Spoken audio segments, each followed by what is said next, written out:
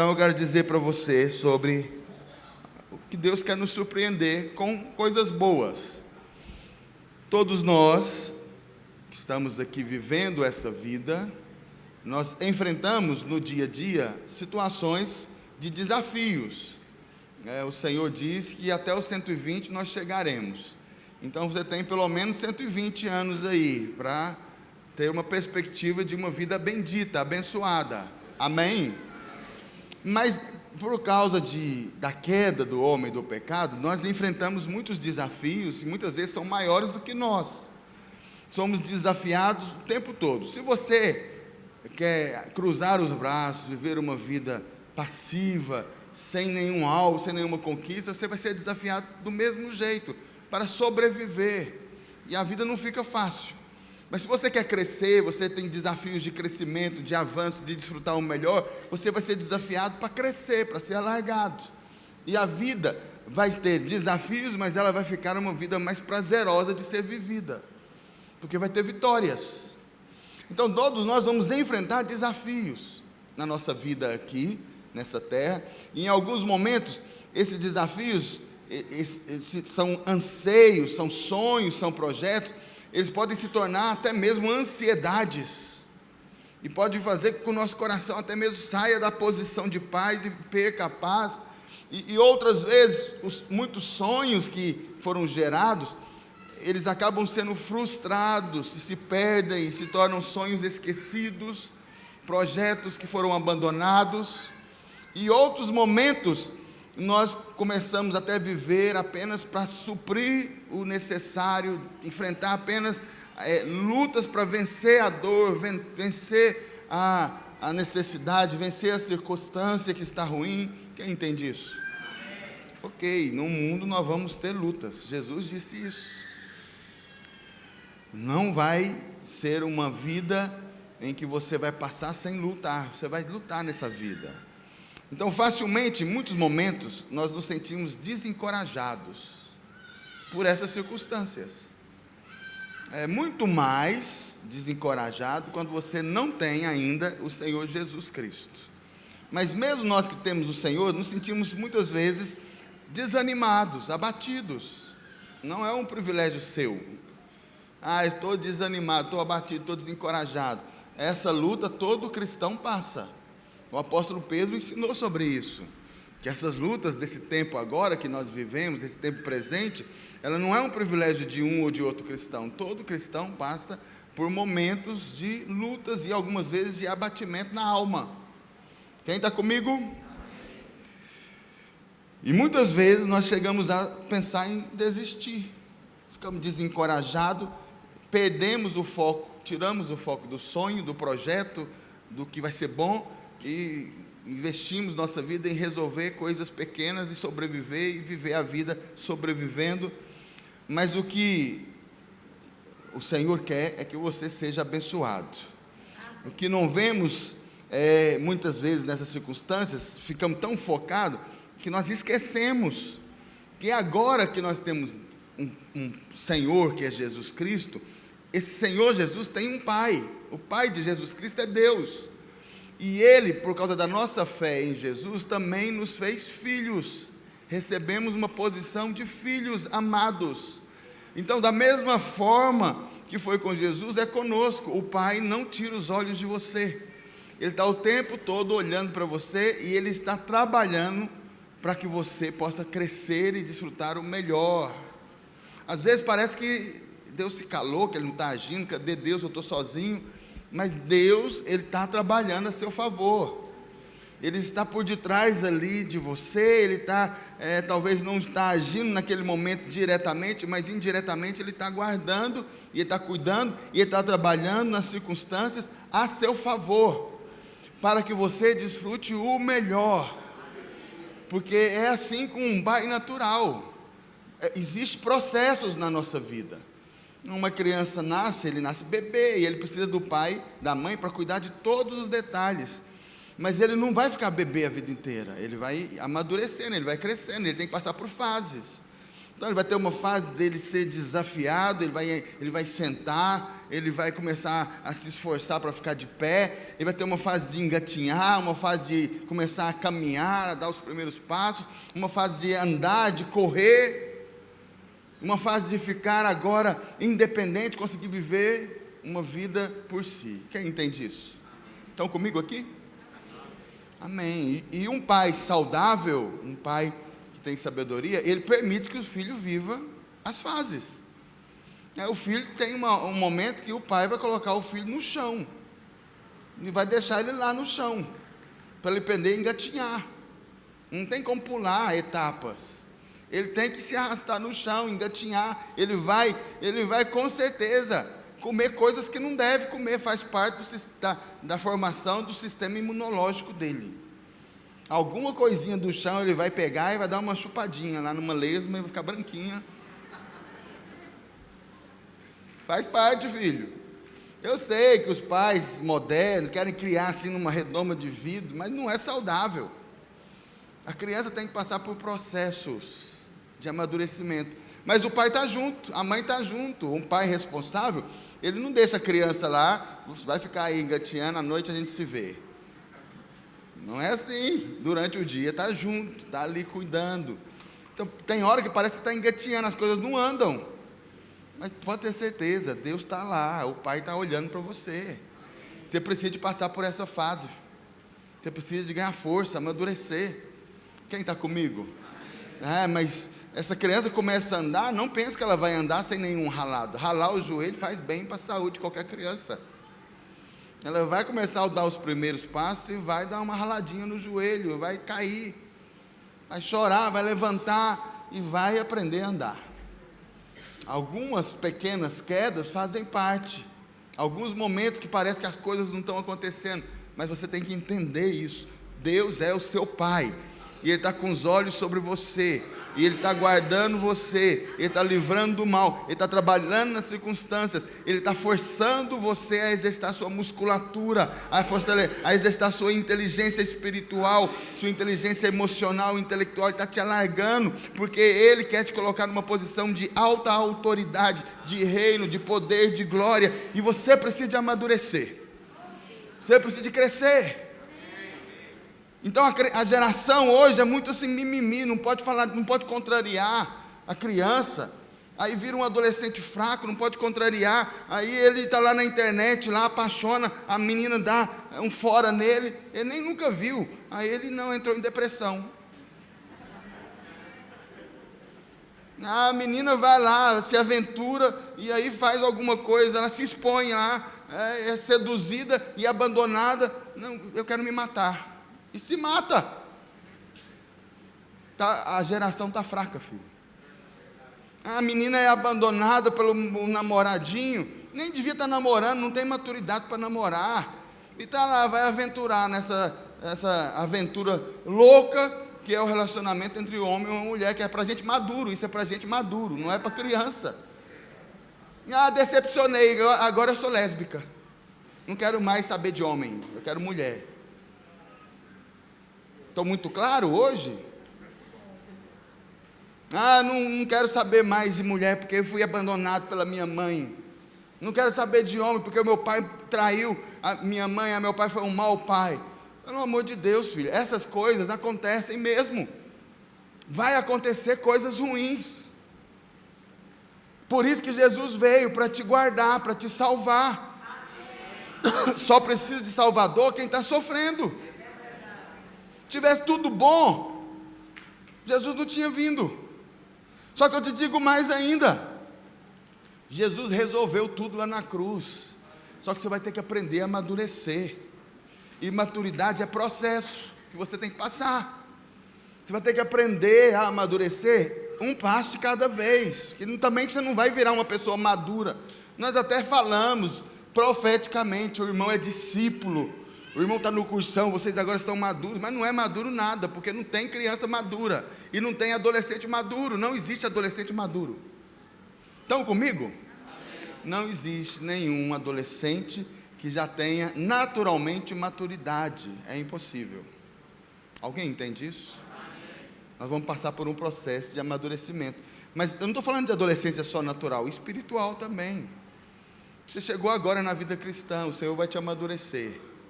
Vai demorar alguns anos, filho, para você adquirir maturidade. Depende de você, se é muitos anos ou se é pouco. Depende das suas respostas. Mas saiba, nesse caminho é um processo, vai ter circunstâncias que nos desagradam. Quem entendeu isso? Diga amém. Mas você tem que ter uma convicção. Deus tem coisas boas para mim. Fala comigo, Deus tem coisas boas para mim. Abra lá para mim, Jeremias 29, verso 11. Já está aberto? Você tem a Bíblia aí, traga a Bíblia e abra. Você anota e Deus vai falar alguma coisa com você, você vai anotando. A sua Bíblia de papel serve para isso, você marcar, você riscar, porque durante a semana você não vai ter projeção.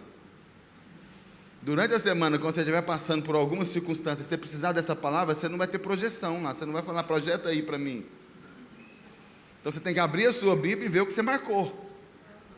Mas eu tenho uma Bíblia online, tem uma função aí na sua Bíblia para marcar também. Você pode procurar, vai ter que marcar, anotar. Por que isso? Para você ter durante a semana sustento, alimento. Quem diz amém? Eu é que sei que em pensamentos tenho a vosso respeito, diz o Senhor. Pensamentos de paz e não de mal, para vos dar o fim e que desejais. O Senhor está dizendo que os pensamentos deles são pensamentos bons, pensamentos de paz, não pensamento de mal.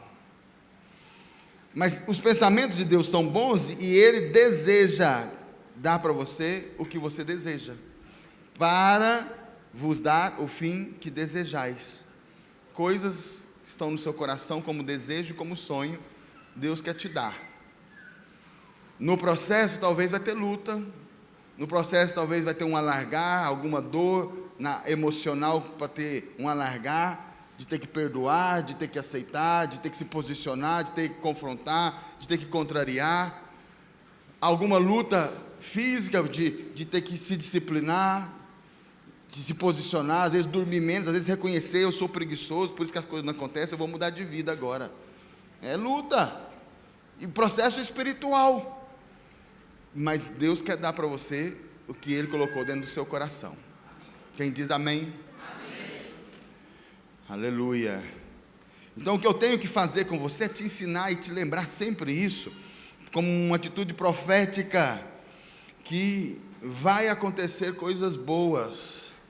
Tem que profetizar que vai acontecer mais rápido do que você pensa. É processo, mas é um processo milagroso. É sobrenatural, e vai acontecer mais rápido do que você pensa, se você crer na palavra de Deus. Não há, muitas vezes, nenhum sinal que as coisas vão acontecer, mas as coisas espirituais são assim.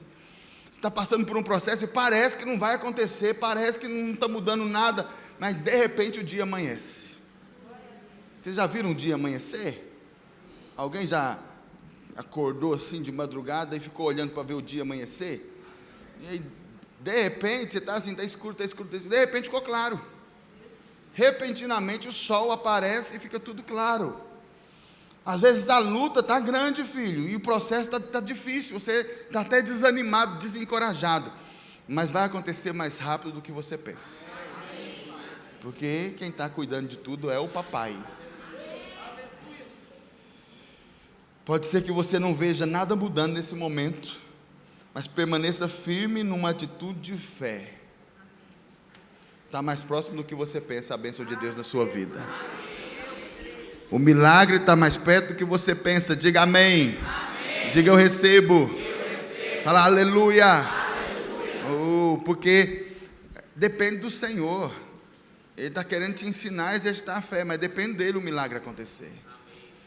Você sabe existem princípios que o Senhor vai te ensinando, você vai aprendendo e vai decidindo, e de repente um princípio que você aprendeu e você decidiu por ele, é como uma chave que abriu uma porta que estava trancada há muito tempo, é como uma senha que você recebeu e que você estava ali tentando e as coisas não aconteciam, mas um princípio, numa palavra, num culto, você ouviu e você acreditou e decidiu por aquilo no seu coração. Pela graça, por meio da fé, eu decido isso, eu entendo que é para mim, eu decido isso, é como uma senha que foi digitada, destravou tudo, o programa vai rodar agora diferente, as coisas vão acontecer. Quem diz amém? Amém. Tá, e uma coisa que eu quero te ensinar aqui, primeiro, você não pode dar algo para Deus, sem que Ele te devolva muito mais. Você nem eu, não existe ninguém mais generoso do que Deus. Ninguém, se nós juntarmos todos nós não vamos conseguir ser mais generosos do que Deus. E eu vou te dizer a verdade, nenhum de nós por si mesmo é generoso. Se tem alguma generosidade em nós, é porque o Espírito de Deus está dentro de nós. Mas mesmo o Espírito trabalhando, te levando, te conduzindo para ser generoso e abençoar alguém, abençoar de alguma forma, fazer alguma coisa para alguém, fazer alguma coisa para Deus, o Senhor é mais generoso do que qualquer um de nós. Nada que você faça vai ser maior do que Deus vai fazer para você. E Ele pode fazer, mas às vezes Ele está esperando a sua atitude de fé. Alguma atitude de fé que você vai ter para Ele te dar muito mais. Ele vai te devolver muito mais, já está preparado. Ele liberou a promessa, já está pronto para te entregar. Ele está precisando só de você dar a resposta certa no processo. Quando você dá a resposta certa, destrava e Ele te entrega. Diga aleluia.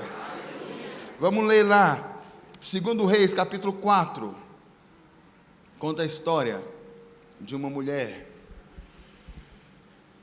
2 Reis 4. Certo dia, passou Eliseu por Sunem, onde se achava uma mulher rica, a qual o constrangeu a comer pão. De manhã eu fui ler esse texto e eu acabei ficando pregando só ele, porque tem tanta coisa aqui, eu acabei não pregando a palavra que eu tinha para pregar. Mas eu vou hoje concentrar. Amém? Essa mulher tem alguns detalhes aqui que são importantes. Ela era uma mulher rica. E naquela cultura oriental, até hoje, a mulher não tem valor. Ela não é valorizada, ela não tem igualdade com os homens. Em algumas culturas, entre a mulher e o cavalo, o homem fica com o cavalo. Não precisa de salvar a mulher ou o cavalo, os dois caíram no poço. Salva o cavalo. Custa mais, mulher eu arranjo outra. O cavalo tem que comprar. Estão comigo? Essa é a cultura de muitos países lá do Oriente Médio, ainda hoje.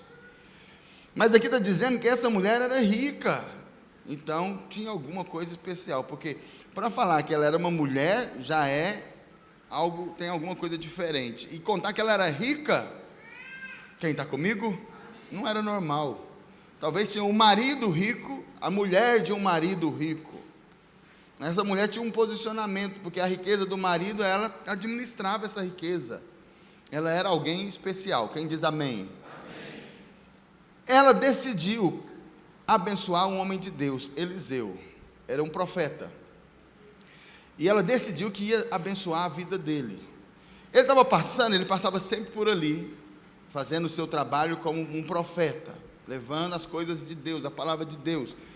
De repente, ela decidiu abençoar esse homem e constrangeu ele a comer pão. Agora, você pensa, não, pão é coisa muito simples, né? Se alguém te convida para comer um pão hoje, você, tá bom, pão com manteiga, eu gosto. Aí ele te oferece um pão com margarina, você fala assim, não tem manteiga não? Porque pão hoje você compra em qualquer lugar. Padaria, mercado, todo quanto é lugar você compra, e é barato. Mas pão era a comida daquele tempo. Não era qualquer comida, era a comida principal. O principal carboidrato. E não era uma coisa fácil, porque você não tinha padaria. Quem está comigo? Então, ela oferecer pão significa que ela estava oferecendo sustento, refeição. Era como você levar o profeta no melhor restaurante. Quem entende isso? Mas ele não quis parar. Não, obrigado. Mas ela constrangeu ele a entrar e comer o pão. Você vai comer sim, vai comer, como é que não vai? Vai fazer desfeita? Vai comer esse pão sim, mandei fazer esse pão para você. Entra aqui e come pão. Por isso que quando alguém me oferece, pastor, vamos jantar em algum lugar, vamos almoçar? Vamos, não precisa me constranger. Você não precisa de forçar a barra. A minha esposa às vezes acha que eu sou, não, acho que não precisava de ser tão assim, né? Mas eu vou ser assim, sim. Não adianta ela falar não. Porque quando alguém me constrange ou me convida para me abençoar, é porque Deus está querendo abençoar essa pessoa. E essa pessoa, ela está precisando de algo, ou ela tem algo no coração, ou ela teve alguma coisa que ela já sonhou que está travada, e Deus vai me usar para abençoar a vida dela, porque eu sou profeta. Quem está comigo? Sou homem de Deus, mas o mérito não é meu de ser um profeta, de ser um homem de Deus, o mérito é de Jesus, que colocou o Espírito Santo dentro de mim, e você também é, só que você não acredita. Você não acredita, aí você fica falando, esse povo dessa célula dá trabalho demais, esse povo não quer compromisso. O dia que você entender que você é profeta, você vai falar, esse povo é o povo mais abençoado. Mas o irmão falou que quer desistir, eu vou lá na casa dele agora, ele não vai desistir. Eu vou liberar uma palavra profética na vida dele, vou dar uma profecia do Espírito Santo na vida dele agora, que ele vai sair incendiado, ele vai sair de lá querendo liderar a célula. Porque eu sou profeta. Você precisa da identidade. Quem entende? Voltando para a palavra. Daí todas as vezes que passava por lá, entrava para comer. Ele passava, ela chamava. Já virou assim, ponto de parada. Porque ela entendeu que naquele homem tinha bênção. Porque às vezes você chamou o pastor para comer, chamou o líder para comer, e aí você pensou assim, mas gente, esse pastor come demais, vou chamar ele para comer mais não. Esse irmão é folgado. Mas ela entendeu que era bênção ele comer lá, ela servi-lo, e ela começou a chamar todas as vezes, passou a ser um hábito. Não estou querendo que você me convida não, se convidar amém, mas não é isso que eu estou querendo te convencer não, estou querendo te convencer outra coisa hoje. Ela disse ao seu marido, interessante, ela convida o profeta, serve. Todo dia ele está comendo lá, que ele passa lá, nas viagens, ele não passava todo dia, mas quando ele estava viajando, passava lá, e agora que ela vai falar alguma coisa com o marido, e ela falou para o marido, vejo que esse que passa sempre por nós, é santo homem de Deus, façamos-lhe, pois em cima um pequeno quarto, obra de pedreiro, e ponhamos-lhe nela uma cama, uma mesa, uma cadeira e um candeeiro, quando ele vier à nossa casa, retirar-se-á para ali. Aí você pensa, construir um puxadinho para ele, um quarto com uma caminha, é porque a sua mente está aqui hoje. Pedreiro hoje já não é fácil, tem gente que trabalha em obra, mas pedreiro mesmo não é fácil. Agora naquela época, uma obra de pedreiro, era só gente rica. Pedreiro fazia construção de pedra, por isso que é pedreiro. Ele fazia as construções, e essas casas, essas construções, eram de pessoas com situação boa. Quem está comigo? E ela fez um quarto, e nesse quarto tinha uma coisa que na época não era normal, tinha cama, tinha mesa e tinha cadeira. Quem está comigo? Amém. Contratou um pedreiro, um marceneiro, um carpinteiro, e fez um quarto para ele. Para aquele estilo de vida, era uma hospedagem 5 estrelas, comida boa, uma cama num quarto fresco, uma cama confortável, uma mesa com cadeira para ele poder meditar, e um candeeiro para ter luz durante a noite, quando ele quisesse acordar, orar, ler a palavra. Quem está comigo? Amém. Ainda fez um quarto alto, que com certeza tinha ar-condicionado, mais alto, mais fresco. Continuando, um dia vindo ele para ali, retirou-se para o quarto e se deitou. Então disse ao seu moço, Geazi, seu discípulo, chama esta sunamita. Chamando-a ela se pôs diante do profeta. Esse dissera ao seu moço, diz-lhe, eis que tu nos tens tratado com muita abnegação, que se há que eu possa fazer por ti, tem alguma coisa que eu possa fazer por você? E ele fez outra pergunta: haverá alguma coisa que se fale a teu favor ao rei ou ao comandante do exército? Ele faz duas perguntas para ela, e as duas são importantes. Por quê? Porque ele é profeta, e ele pergunta: tem alguma coisa que eu posso fazer por você? Ou seja, tem alguma palavra que você quer que eu libere na sua vida? Tem alguma bênção? Tem algum milagre? Os profetas no Velho Testamento, o Espírito Santo não era com todos, ele visitava alguns, e ele conduzia, ele visitava os profetas e os reis. Então ser profeta era ser alguém especial, e quando um profeta abria a boca, aquilo realmente acontecia. E quando o profeta chega e fala assim: quer que eu fale alguma coisa? Tem alguma coisa que eu posso falar por você diante do Senhor? Significa o seguinte: se ela pedir, vai acontecer. Quem entendeu isso? Mas ele fez outra pergunta, porque ele era um profeta, e era um profeta reconhecido. E tem algum pedido que você quer que eu fale com o rei? Se você quiser, eu vou lá, converso com o rei, e ele vai te abençoar. Alguma causa na justiça, alguma coisa que quer que resolva? Quer que eu fale alguma coisa com o comandante do exército? Só os poderosos. Quem diz amém? Amém. Ele ofereceu as maiores bênçãos: a bênção do rei, a bênção de segurança do comandante do exército, a bênção de Deus. E ela simplesmente respondeu: habito no meio do meu povo. Estou de boa aqui, estou tranquilo, todo mundo aqui é parente. Ou seja, eu sou amiga do rei, sou amiga do comandante do exército, meu marido é muito rico, nós não precisamos de nada não. Obrigado, profeta. Ela não precisava de nada mesmo, ela era uma mulher rica.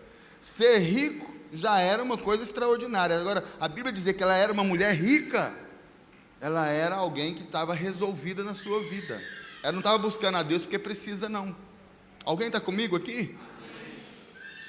Ela estava servindo a Deus por encargo. Ela queria abençoar o homem de Deus, porque ela sabia que o homem de Deus abençoa quem precisa. Ela não precisava, mas ela acreditava que abençoando o homem de Deus, pessoas vão ser abençoadas. Quem diz amém? Amém. Da mesma forma hoje na igreja, filho. Talvez você acredite que não precisa de uma bênção, porque você está com a vida resolvida. Mas quando você não abençoa o homem de Deus que Deus colocou nessa igreja, quando você não abençoa os homens de Deus que Deus colocou sobre a sua vida, quando você não abençoa a igreja que esse homem de Deus está governando, você está retendo a bênção para outros. Quem entende isso? Porque ao abençoar esse homem de Deus, ele era alimentado, ele encontrava descanso, ele encontrava sustento, para sair dali e fazer coisas boas, fazer a vontade de Deus em outros lugares que estavam precisando. Ela achava que ela não precisava de nada, naturalmente não precisava mesmo, ela estava resolvida, bem casada, rica, influente, tem intimidade com a casa do rei, com a casa do general, do comandante, é tudo parente, é tudo amigo. Ela não precisa de vir para pedir bênção. Mas mesmo assim ela decidiu abençoar o homem de Deus, que faz a obra de Deus, porque quando você abençoa o homem de Deus, você abençoa a obra de Deus. Quem está entendendo, irmãos? Não estou falando de mim, não, estou falando da igreja. Eu sou apenas uma autoridade colocada na igreja. Hoje a bênção está na igreja, e a igreja somos nós, mas a igreja precisa de liderança, sim, para ter discernimento, para ter direção, para ter governo.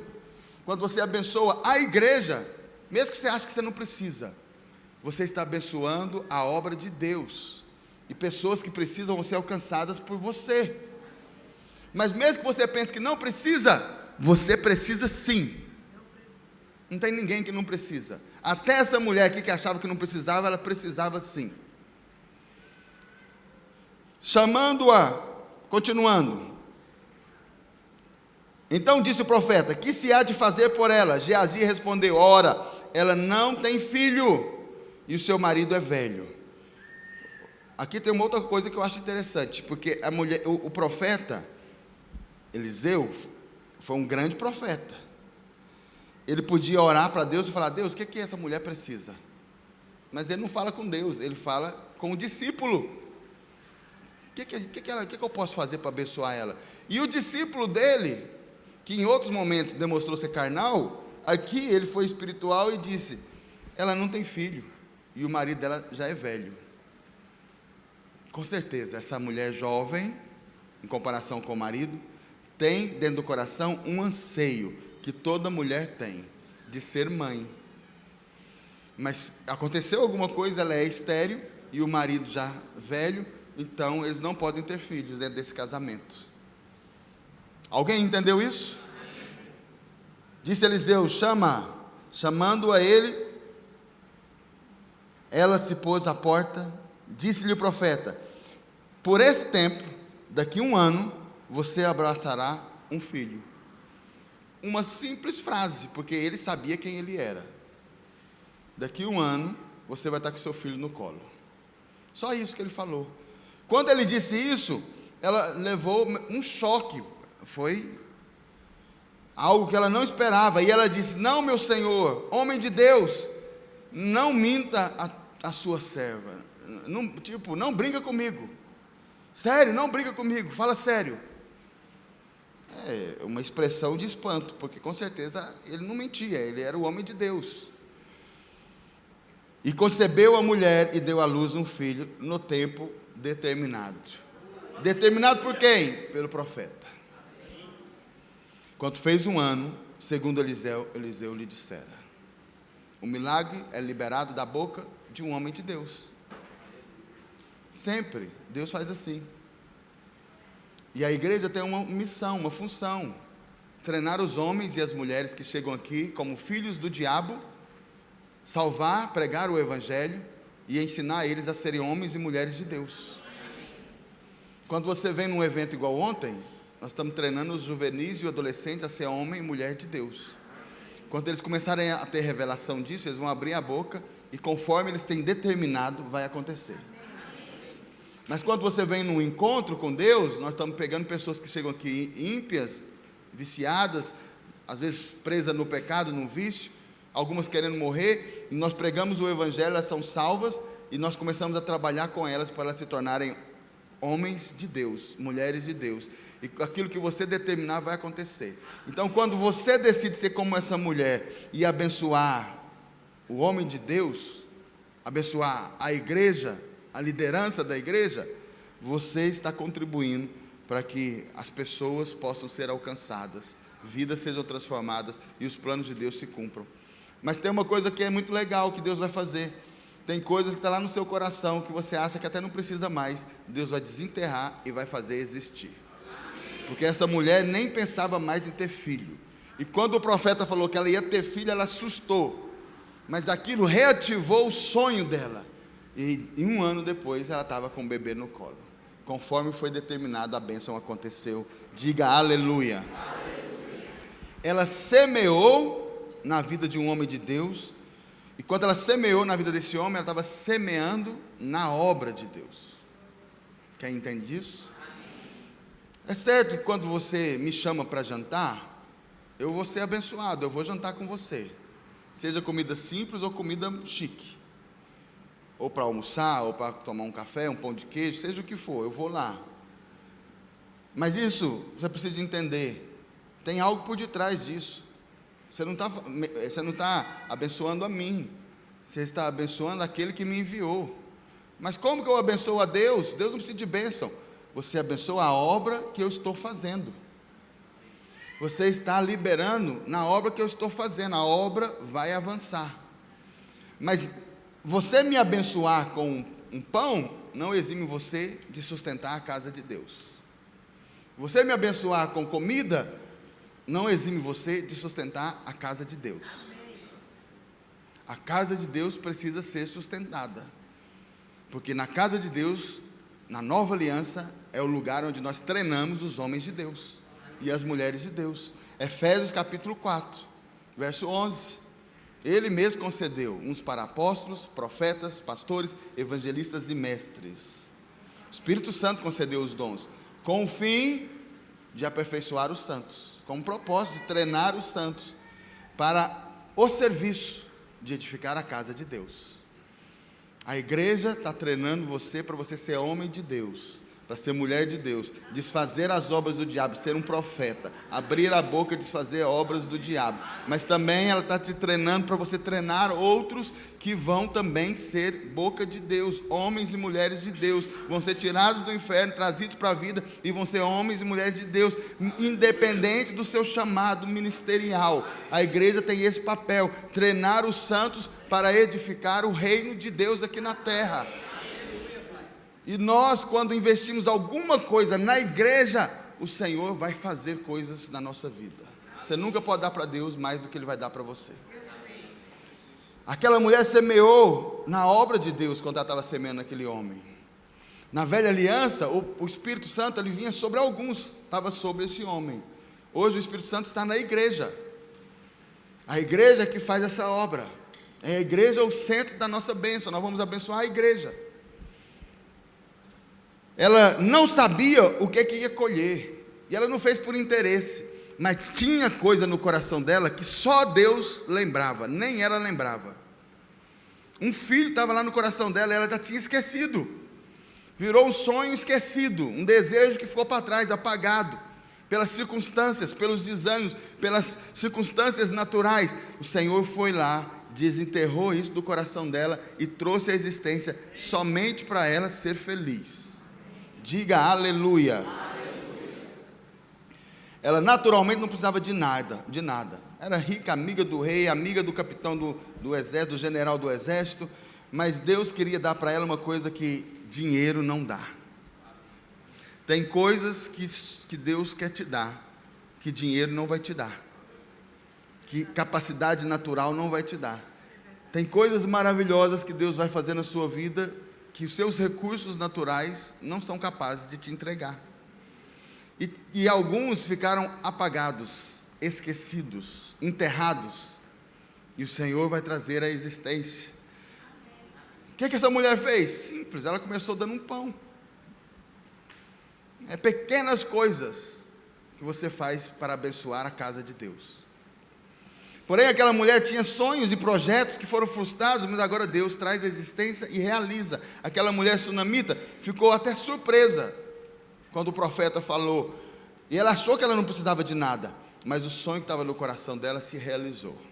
E o que eu tenho para dizer para você como um profeta de Deus, é que por esse tempo, nesse tempo agora, por esses dias, o Senhor vai trazer à existência coisas que estão no seu coração, que estão além do que o seu dinheiro pode comprar, do que o seu recurso pode te dar, que a sua habilidade pode te dar. Deus vai trazer a existência na sua vida, simplesmente porque eu creio em Jesus e eu estou liberando na sua vida, e se você crer, vai acontecer com você. Agora você precisa de crer. Quando você decide ser uma bênção, Deus vai garantir que você receba a sua própria bênção, filho. Quando você decide ser um abençoador da casa de Deus, Deus vai entrar em parceria com você para abençoar a sua casa. E a sua casa não é uma construção de tijolo, é a sua casa. Você, sua esposa, seus filhos, sua família, seus sonhos, seus projetos, seus anseios para agora e para o futuro, seus netos, sua descendência. E se o Senhor demora a voltar, toda a sua descendência, se Ele volta logo até Ele voltar, Ele vai ter o compromisso de ser o guardador, o abençoador. Você talvez está se virando na sua própria vida, mas você é limitado. Não cometa essa loucura de tentar administrar sua própria vida. Precisamos que o Senhor entre em parceria conosco, e precisamos sair do centro e colocar Ele no centro. E você convida Ele entrando, investindo na casa dEle, porque isso é fé. Tem várias formas de investir. Mas quando você decide pegar algo seu e investir na edificação da igreja, você está dizendo, eu creio, eu estou no lugar certo, é a casa de Deus, o Senhor está no controle disso daqui, e eu estou em parceria com o Senhor porque eu creio. E Ele então, por causa da sua fé, Ele também vai crer. Eu creio, você é homem de Deus, e eu vou entrar na sua casa e eu vou mudar a história da sua vida. Diga aleluia. Isso não significa só investimento financeiro e nem bênçãos financeiras. Deus pode dar o que o dinheiro não compra. Só Ele pode dar o que o dinheiro não compra. Sua mente, quando eu te ensino isso, ela vai começar a trabalhar contra. A sua mente vai começar a trabalhar contra o milagre de Deus. Toda vez que Deus libera uma palavra profética, a nossa mente começa a tentar sabotar. Influenciada por fora, tenta sabotar. Mas como que vai acontecer? Mas é impossível. Eu não preciso de nada. A mente da sunamita estava tentando sabotar. Não, eu não preciso de nada. E o profeta foi buscar saber. Ela não tem filho. Ela precisa sim. Talvez a sua mente está dizendo que você não precisa, mas você precisa sim, filho. Todos nós precisamos. E a prova que você precisa é que você está aqui. Nós buscamos a Deus porque nós precisamos dEle. Hoje o Senhor nos dá a mesma promessa e está disponível para nós. Você está aqui porque o Senhor sabe que no seu coração tem coisas que você está precisando, necessitando, sonhando, desejando, e Ele quer liberar na sua vida. E a bênção está mais próxima que você imagina. Diga aleluia. A Bíblia tem alguns exemplos. O primeiro exemplo que eu quero te falar é de Abraão. Gênesis 20, 17. E orando Abraão, sarou Deus Abimeleque, sua mulher e suas servas, de sorte que elas puderam ter filhos. Abraão, que é chamado de pai da fé, foi justificado pela fé, se tornou justo porque creu pela fé. Ele estava numa situação difícil aqui, porque ele foi para uma terra estrangeira. Deus falou que ia guiar Abraão, mas Abraão por si foi para uma terra estrangeira. E chegando lá, ele com medo de morrer, ele disse para a esposa: vamos falar o que você é minha irmã, para que não corra o risco de alguém querer te roubar e me matar. Então você vai ser minha irmã. E a esposa concordou. E aí quando chegou lá na terra de Abimeleque, o rei olhou para Sara e quis Sara, eu quero ela para o meu harém. Mandou pegar Sara e levar. E quando ele estava lá com Sara, na primeira noite, ele teve um sonho. Deus não deixou, a Bíblia diz que ele não possuiu Sara, e ele foi dormir e sonhou. E Deus veio e falou com ele: você pegou uma mulher que tem marido. Abraão é marido dela. Por causa disso, você agora está com problema comigo. Você complicou para o seu lado, agora deu ruim. Vai lá, pede perdão para ele, restitui a mulher, recompensa e pede para ele orar para você, porque se ele não orar para você, nem a sua esposa e nenhuma mulher desse reino vai ter filho mais. As mulheres ficaram doentes. Presta atenção, filho. Abraão estava incrédulo, independente de Deus, mentindo, e ainda estava com um problema maior. Ele decidiu entregar a mulher dele. Só isso é pecado de morte já. Se não morrer lá por outro, vai morrer com a mulher quando ela voltar. Que mulher ia submeter a isso? Que homem ia submeter a isso? Mas Abraão, ele é o pai da fé, mas ele não era um padrão assim. Esse cara é o exemplo de masculinidade. Ele estava sendo transformado. Quem diz amém? Amém. Abimeleque voltou lá em Abraão, perguntou: o que é que você fez, rapaz? Como é que você deixa eu pegar a sua mulher e levar para minha casa? Por que você não falou que era você mentiu para mim, falou que era sua irmã? Abraão falou: não foi totalmente mentira não, é porque ela é minha irmã, mas nós somos casados mesmo. Para que não fique nenhum mal entendido, eu vou recompensar. Vou te dar uma recompensa em dinheiro, em ouro, em prata. Vou dar um presente para ela. Deu prata, deu joias, deu servas, para todo mundo saber que foi um mal entendido e vocês ficarem recompensados. Danos morais. Ninguém falar, não processa, está tudo certo. E por favor, ora por mim, para que a minha esposa e as mulheres sejam curadas. Presta atenção, se eu fosse Deus, eu tinha dado um trovão na cabeça de Abraão. Mas Deus fez Abraão ser abençoado, por causa da aliança que Deus tinha com ele. Mas o que eu quero te ensinar aqui é que Abraão orou, e aquelas mulheres ficaram fecundas e começaram a ter filhos. Mas Abraão e Sara eram estéreis. Ele não tinha filho. Ela não tinha filho.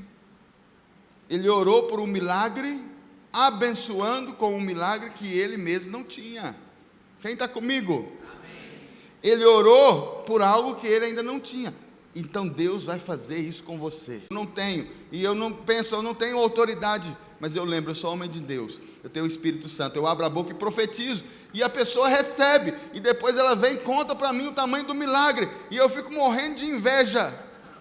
Meu Deus, não aconteceu comigo, aconteceu com ele, que raiva. Aí você pensa, o irmão é o mais compromissado, é um Abraão, está ainda em práticas erradas, nem tem tanto compromisso com a igreja, mas quando você abençoou, ele recebeu a bênção. Estão comigo aqui? Mas você tem que entender, queridos, nós somos chamados para abençoar mesmo. A bênção que Abraão liberou em Abimeleque era só uma semente da bênção que ele ia colher. Ele semeou o filho dele. Quando ele estava abençoando o filho de Abimeleque, para que fosse gerado, ele estava plantando Isaac. Ele estava semeando uma nação. Ele estava semeando um povo. E desse povo nasceu o Filho de Deus, Jesus Cristo. A mesma semente aconteceu depois. Quando Isaac veio, Deus pediu para Abraão, dá o seu filho, o seu único filho. Abraão chegou lá e entregou Isaac. Quando ele entregou Isaac, ele colheu Jesus. Diga aleluia. Deus certamente ia dar o filho para Abraão, porque era promessa, Deus cumpre a sua promessa.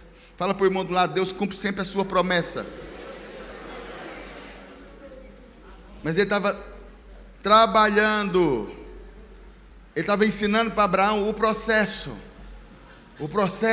da vida abundante, o processo do milagre. Ele ia dar, de qualquer jeito, de alguma forma Deus ia fazer, mas ele estava ensinando a Abraão o processo da semeadura.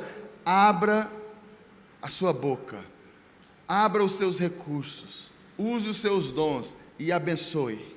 Quando você abençoa, a semente está sendo semeada, vai voltar para você como colheita. Abraão orou pela fé, outras pessoas receberam, mas o milagre dele foi liberado. Diga aleluia. Aleluia. O segundo exemplo é José. José, neto de Abraão. Abraão teve Isaac, Isaac teve Jacó, bisneto. E Jacó teve os seus 12 filhos, um deles é José. José é um exemplo para nós de alguém que foi agraciado por Deus. Havia um plano, um projeto de Deus para José. Deus queria que a família de José, que ele é filho de Jacó, eram 70 pessoas, mais ou menos. Queria que ele se transformasse numa nação, num povo. Havia um projeto. Só que se esse povo ficasse livre, os irmãos, 12 irmãos, brigam um com o outro, vai um para um lado, vai um para o outro, eles não iam virar uma nação. Então, dentro do projeto de Deus de transformar esse povo numa nação, Deus leva eles para uma terra, para eles ficarem ali e virar um povo. E ele começa esse projeto com José. Ele dá sonhos para José, sonhos grandes. José conta esses sonhos, não é entendido. Os irmãos ficam com ódio, jogam José no buraco, tentam matar. No final vendem ele como escravo. Ele é vendido como escravo para o Egito. Vai para a casa de Potifar. Ele é comprado por um oficial de Faraó, que chama Potifar. Ele podia ter ido para qualquer país como escravo, ou para qualquer povo, ou para qualquer casa, mas Deus levou ele para a casa de Potifar, que era oficial de Faraó. Mas José teve um coração. Você não vê em nenhum momento José amargurado com os irmãos, questionando Deus, reclamando da situação, da circunstância. Você não vai ver a Bíblia descrevendo isso em nenhum momento. José é rejeitado, mas ele decidiu não amargurar, porque rancor, ressentimento, amargura são decisões. Ele decidiu não se ofender. Ele decidiu viver uma vida servindo a Deus com alegria. Qual que é a prova que eu te falo que ele decidiu não amargurar? Ele foi servo de Potifar e ele serviu Potifar como se estivesse servindo a Deus. E ele foi o melhor servo de Potifar.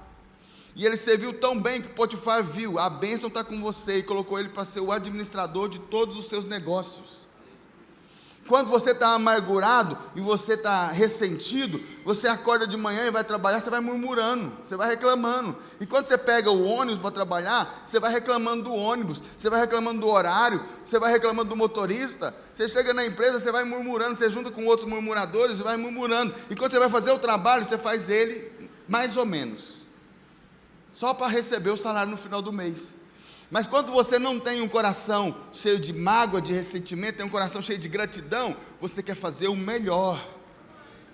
Quando você entende que a sua vida está no governo de Deus, que Deus te ama, Ele só tem coisas boas para você. Mas espera aí, fui jogado no fundo do poço pelos meus irmãos que me rejeitaram, com certeza deram umas pancadas nele e jogaram no fundo do poço.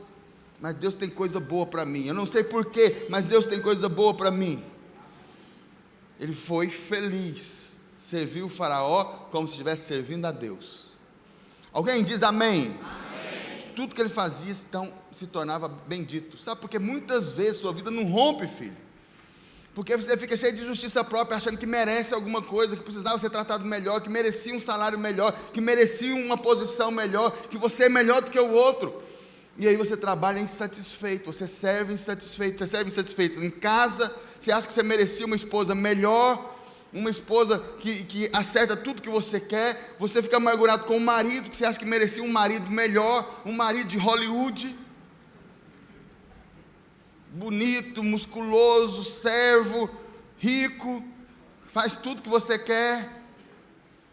Você fica sonhando em abraçar seu marido e rolar na areia com ele de um lado, rola do outro, sai correndo e abraça ele. Você fica sonhando em casar lá no campo, no meio daquela grama verdinha. Oh, meu filho, isso tudo é novela, é filme. Grama tem formiga, mosquito. A areia vai entrando nos buracos, vai entrando, fica um negócio. Você fica com vontade de tomar banho logo. Estão comigo aqui? Fica iludido, cheio de justiça própria, achando que você merece coisa melhor. Hein? Não estou satisfeito. Essa murmuração faz com que você seja um mau marido, uma má esposa, um mau funcionário, e você não atrai a bênção de Deus. O coração grato faz que você faça com excelência.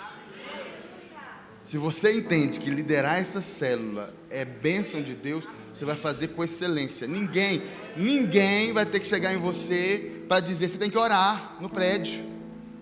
Ninguém vai ter que chegar em você e falar, você precisa chegar no horário. É porque você não entendeu ainda. Você está fazendo, querido, negócio, achando que você merecia coisa melhor, mas sobrou essa célula para você. Talvez você merecia ser o pastor da igreja, mas sobrou a célula, né? Tá bom. Se fosse o pastor, as coisas iam ser diferentes nessa igreja. O coração está errado. Você tem que entender que Deus só tem coisas boas para você. José entendeu isso. Por isso que aonde ele entrava, ele se tornava bênção. Tá bom, mas tá tudo bem. Aí aparece a esposa de Faraó, bonita, bem arrumada, maquiada, sedutora. E ela fala para ele uma chave, uma frasinha que ela falou, que 99% dos homens, 99,9% ia cair. Só os que estão dormindo que não ia cair. Eu sou sua e ninguém vai saber. É só um segredo, eu e você, ninguém vai saber. Nós estamos sozinhos aqui, ninguém vai saber. Nessa hora, meu filho, José quase caiu, porque ela agarrou ele. Para agarrar ele tinha que estar perto, né? Se ele tivesse assim, não tinha como ela agarrar e arrancar a roupa. Ele estava assim, não, senhora. Arrancou a roupa dele, mas ele foi aprovado, porque ele sabia. Ninguém está vendo, espera aí. Esse daqui é Satanás. Deus está vendo. Mas Deus está vendo. Senhora, Deus está vendo. E saiu correndo. Quem está comigo? Foi preso, foi para a cadeia. Chegou na cadeia, ele podia agora ficar mais amargurado. Fui injustiçado, rejeitado pelos meus irmãos. abandonado, quiseram me matar, vendido como escravo. Fui lá, eu servi, Senhor. Eu tive o coração sarado, eu servi nessa igreja. E vocês não me entendem na hora da minha luta, ninguém me entende. Eu estava lá, e na hora que eu estava por luta, ninguém veio me socorrer, Senhor. E agora eu estou aqui nessa cadeia, injustamente, sendo injustiçado. Mas José entendia que ele é filho amado, e que Deus só tem coisas boas para ele. E ele serviu na cadeia como servisse a Deus, com o coração alegre. Pastor, mas só José? Não, filho, José não é Jesus. Tem coisa que a gente fala assim, só Jesus, que é só ele mesmo. Mas José era igual eu e você. Foi apenas decisão de fé. Ele entendia, Deus está comigo. Eu não vou servir mal servido aqui, porque eu sou filho de Deus. Eu vou fazer o melhor, eu sou filho de Deus. A minha vida é para servir a Deus com tudo que eu tenho. Era essa a visão de José. Mesmo na cadeia, ele foi um servo. Agora tem uma passagem lá, Gênesis capítulo 40, verso 4.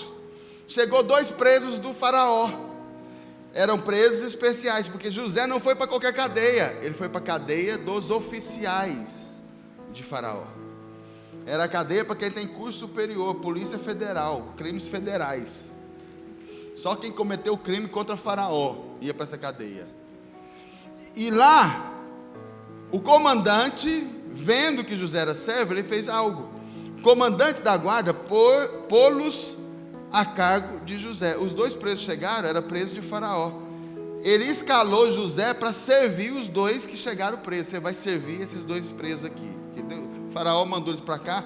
Vai que o faraó muda de ideia, tira eles daqui. Eles têm que ser bem servidos. E José foi e serviu. Ele na cadeia, injustamente, estava servindo os presos que estavam lá, justamente. Que coisa mais injusta. Mas ele não viu como injustiça. Ele viu que a minha vida está controlada por Deus. E um dia ele foi lá de manhã para servir. Vocês estão precisando de alguma coisa? Viu que os 2 estavam inquietos, porque os 2 sonharam na mesma noite, 2 sonhos parecidos. E ele então fala, não, eu sei quem pode interpretar. Quem serve ao Deus que eu sirvo pode entender. Esse sonho significa isso, isso e isso. E ele serviu esses 2 que estavam lá presos. Alguém entende isso? Seu coração não quer servir nem a igreja, que só faz bem para você. Desculpa, eu tenho que te contar a verdade. Você não quer servir o Senhor nem com seus bens, quanto mais com a sua vida. Mas José serviu quem não merecia ser servido, porque ele acreditava que ele é servo de Deus e não de homens. Por isso tudo que ele fazia dava certo. Você está achando que está bom do jeito que está, mas tem coisas que Deus tem para você que você nem pensa e nem pediu. Está lá no mais profundo do seu coração, que às vezes você nem ainda pensou e nem teve coragem de pedir. E Deus está só esperando você torcer a chave. Você dá para Ele aquilo que está sendo importante para você. Você colocar Ele como Senhor, como centro. Jesus ser o centro da sua vida vai fazer Deus te dar coisas que estão no seu coração. José então foi milagrosamente, por causa de um desses homens, foi levado para diante de Faraó, entrou como escravo, saiu como o governante do Egito, o governante do mundo. Quem diz amém? Amém. Não demorou uma eternidade inteira não, filho. A bênção foi em poucas horas. O processo foi demorado, mas a bênção foi em poucas horas. Se você entender o que o Senhor quer fazer na sua vida e dispor o seu coração para ser servo dEle, a bênção não precisa de demorar uma vida inteira. Pode sair daqui em poucas horas, sua vida ser totalmente mudada. Deus pode mudar uma chave, que amanhã você já vai amanhecer com portas que nunca estavam abertas, mas vão estar abertas para você. Talvez você nem vai chegar em casa, vai receber notícia de portas foram abertas, milagres aconteceram, porque você ouviu e acreditou na palavra de Deus. Não tem nada que você decida entregar para Deus que Ele não vai te entregar multiplicado, muitas vezes mais na sua vida. Você está querendo administrar a sua própria vida e está tirando das mãos de Deus. O Senhor está te chamando, entrega para mim aquilo que é importante, eu vou multiplicar na sua vida. Ele pediu Isaac, mas ele não quis Isaac. Era só um teste no coração. Deus não está precisando do seu dinheiro, Ele não está precisando do seu tempo, do seu talento, de nada disso. É um teste para te abençoar. Deus está querendo te bendizer, te abençoar, te colocar como alguém que entra na galeria dos heróis da fé. Diga aleluia. Por último, João capítulo 4, verso 29. Vou falar de Jesus, porque existe um processo que Deus vai trabalhando. Aquela mulher rica, Deus falou em 1 ano. Tem um porquê ser 1 ano, porque era uma criança que ia ser gerada. Você não gera uma criança em 1 mês. O marido nem tem mais, ele é velho, ele nem tem mais força, os dois não têm mais relação. Deus renova ele, restaura ele, eles renovam o amor, a criança é gerada e nasce a criança, e daqui a alguns meses ela já está saudável no braço dessa mãe. Passou um processo, mas o milagre foi liberado instantaneamente, pela atitude dela. Quem entende isso? Que o José passou um processo, mas pela resposta certa dele, ele entrou como escravo e saiu como um governador, saiu como um rei. Aleluia. O Senhor Jesus está aqui com os seus discípulos. Ele está fazendo a vontade de Deus, orando, conhecendo e fazendo a obra de Deus. E ele então decide conduzir os discípulos e passar por uma região chamada Samaria. Só que Jesus é judeu. Judeu não entra em Samaria, ele dá a volta, ele passa a volta. Jesus decide pegar os discípulos e entrar em Samaria, e vai andando até meio-dia. Uma outra coisa que não é normal, você andar no deserto meio-dia. É porque Jesus tinha um propósito. Deus falou para ele aonde ele tinha que parar. O normal é que assim, no meio da manhã já parasse, esperasse o sol baixar para depois andar, porque o sol é muito forte, é sol de deserto. Mas ele vai até meio-dia, e a Bíblia diz que Jesus estava cansado. Ele sentou para descansar na beira do poço de Jacó. Ele despachou os discípulos para arranjar alimento. Ficou sozinho, e a mulher samaritana chega para pegar água meio-dia. É estranho Jesus estar meio-dia, e é estranho a mulher estar meio-dia lá, porque meio-dia não era lugar de pegar água, não era horário de pegar água. É a hora mais difícil. Quem está comigo? É porque Jesus foi lá por causa daquela mulher. Tinha um encontro marcado. Ele talvez nem sabia, porque ele era guiado pelo Espírito, com intuição. Ele sabia que tinha algo ali. Talvez ele nem sabia que ia ser a mulher. Agora ele pede água, porque é um poço. Me dá de beber dessa água. Uai, mas o senhor, judeu, falando comigo que sou mulher samaritana, tem uma água que eu posso te dar para beber, que se você beber, você nunca mais vai ter sede. O senhor não tem nem um balde para pegar água, como é que você vai me dar dessa água? Jesus evangeliza, ela crê em Jesus, aceita Ele como seu Senhor, e ela sai correndo. Quando os discípulos estão chegando, Jesus está terminando de evangelizar. Eles chegam com o alimento, Ele está terminando de evangelizar ela. Ela aceita, está fazendo a oração de confissão. Quando termina, ela sai correndo e vai na cidade. E quando chega na cidade, ela prega para a cidade inteira, e ela colhe, numa pregação, ela colhe a cidade inteira. Tem um homem ali que tem uma água viva, que se a gente beber nós não vamos ter mais sede. Ele é o Messias, vamos lá. E a cidade inteira, ela foi falando, com certeza, ela chegou chamando a atenção, atraiu as pessoas, falou. Quando ela traz, ele prega, eles pedem para ele ficar, eles são evangelizados, eles creem em Jesus, e depois eles testemunham. Nós viemos por causa do testemunho dela, mas agora nós cremos não só por causa do testemunho dela, mas também por causa da palavra que o Senhor pregou. Eles se converteram, foram salvos. Diga amém. Enquanto aquela mulher foi beber água, Jesus deu para ela a água da vida, que nunca mais vai parar de jorrar. Ela levou a água da vida e salvou a cidade inteira. Aquela mulher queria só beber água para saciar a sede. Jesus forneceu uma fonte de água viva. A vida dela foi mudada. E ela levou água viva para a cidade. E a cidade estava com sede, irmãos. Porque ela levou água e a cidade quis. Não levou água em balde, levou no coração. E todos estavam com tanta sede que vieram correndo para beber dessa água viva. Os discípulos queriam só comer. Eles foram para aquele poço só para beber uma água, descansar e comer. Mas Jesus então ensina para eles: tem uma comida que não é essa comida, é uma comida diferente, que se você comer, você vai ter para sempre satisfação. E eles ficam sem entender, mas será que alguém deu comida para ele? Será que alguém deu comida para o mestre? E Jesus então explica, João 4,34, disse-lhe Jesus, depois da pergunta deles: a minha comida consiste em fazer a vontade daquele que me enviou, de Deus, do Pai, e de realizar a sua obra. A verdadeira água é o Espírito Santo. A verdadeira comida é fazer a vontade de Deus, que é pregar para o Evangelho para os perdidos, e fazer a sua obra, cuidar desses perdidos, que agora vão ser filhos de Deus. A verdadeira comida é essa. A obra que o Senhor disse aqui, que é a verdadeira comida, é sair para evangelizar os perdidos. Quem está comigo aqui?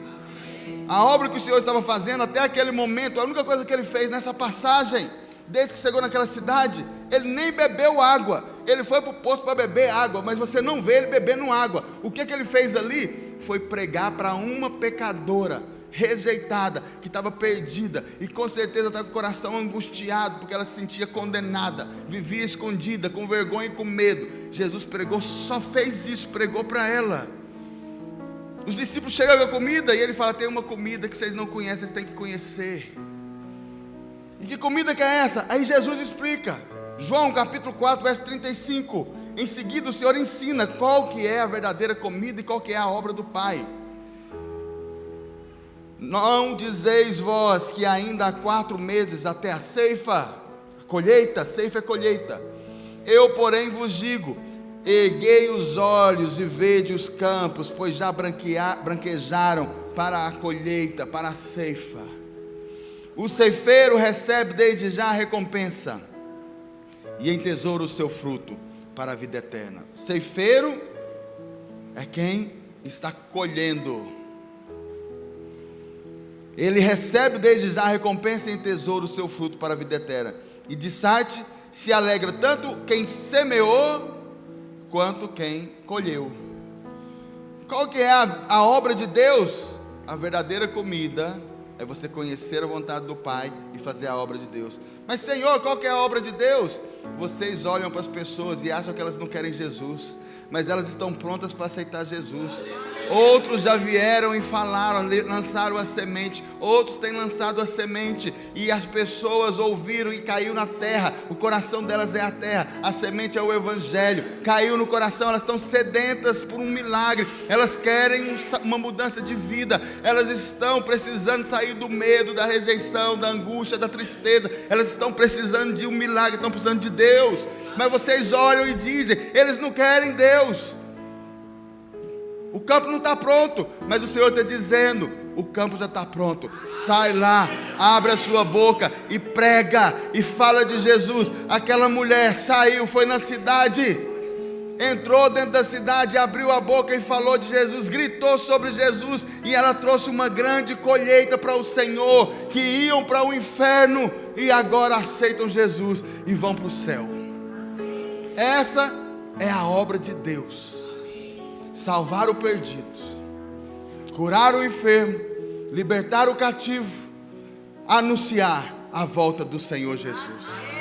É para isso que você está aqui, filho.